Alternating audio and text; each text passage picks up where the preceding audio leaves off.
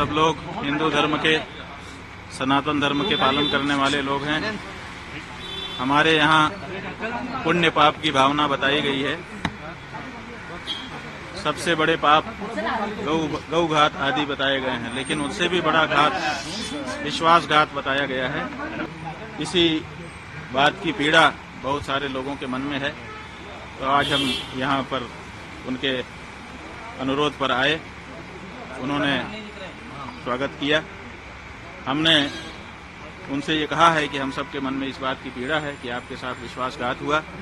जब तक पुनः महाराष्ट्र के मुख्यमंत्री की कुर्सी पर आप विराजमान नहीं हो जाते, तब तक हम लोगों के मन का ये जो दर्द है, ये पीड़ा है, ये दूर नहीं हो सकती है।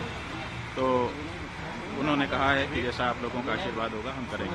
महाराज जी, लेकिन हिंदुत्व की बात कर रहे हैं, जो विश्वासघात की बात कर रहे हैं, ठाकरे से निकला, वो कहते हैं कि हिंदुत्व हमारा हिंदुत्व है। बीजेपी कहती है कि हमारे साथ विश्वासघात हुआ है। देखिए, किसका हिंदुत्व असली है तो ये जानना पड़ेगा कि जो विश्वासघात करे वो हिंदू नहीं हो सकता है। जो विश्वासघात सह ले वो तो हिंदू होगा, क्योंकि उसके साथ विश्वासघात हुआ है।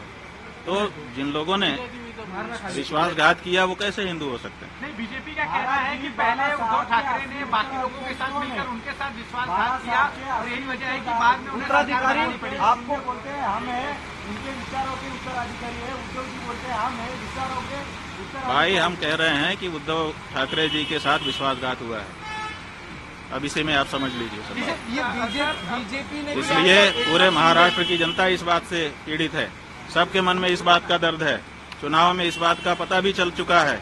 अब तो ये बात प्रमाणित हो चुकी है कि महाराष्ट्र की जनता इस बात को मानती है कि उद्धव ठाकरे जी के साथ विश्वासघात हुआ है, और ये ठीक नहीं है। ये जनता का भी अनादर है। जनता जिसके लिए बहुमत देती है उसको उसके समय तक के लिए बनाए रखना चाहिए।